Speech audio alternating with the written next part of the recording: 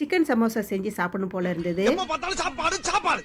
ஆமாங்க. நமக்கு சோறு தாங்க முக்கியம். சம்சா செய்ய எலும்பில்லாத சிக்கன எடுத்து கிளீன் பண்ணி குக்கர்ல போட்டு 2 உருளைக்கிழங்கு கொஞ்சம் தண்ணி சேர்த்து 3 விசில் வச்சு வேக வச்சுக்கலாம்.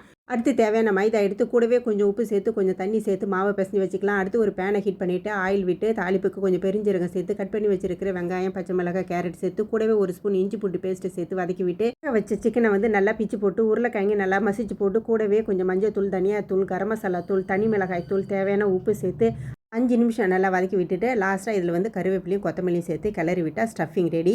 இப்போ வந்து நம்ம பிசைஞ்சு வச்சுருக்கிற மாவில் கொஞ்சம் எடுத்து இது போல் நல்லா திரட்டிட்டு சம்சாக்கு ஃபோல்டிங் பண்ணிக்கலாம். நடுவில் இது போல் நைஃப் வச்சு கட் பண்ணிவிட்டு வச்சுருக்கிற சிக்கன் ஸ்டஃபிங் வச்சுட்டு ஒரு பக்கம் இது போல் கவர் பண்ணிவிட்டு இன்னொரு பக்கம் வந்து லைட்டாக தண்ணி தடவிட்டு நல்லா மூடி விட்டு ஓப்பன் சைடையும் நல்லா மூடி விட்டு ரெடி பண்ணிக்கலாம். ரெடி பண்ணதை சூடான எண்ணெயில் போட்டு டீப் ஃப்ரை பண்ணிக்கலாம். 2 பக்கம் நல்லா திருப்பி விட்டு நல்லா கோல்டன் ப்ரௌன் கலர் வந்த உடனே எண்ணெயிலேருந்து எடுத்துக்கலாம். சூடான சிக்கன் சமோசா ரெடி. நீங்களும் வீட்டில் ட்ரை பண்ணி பாருங்கள்.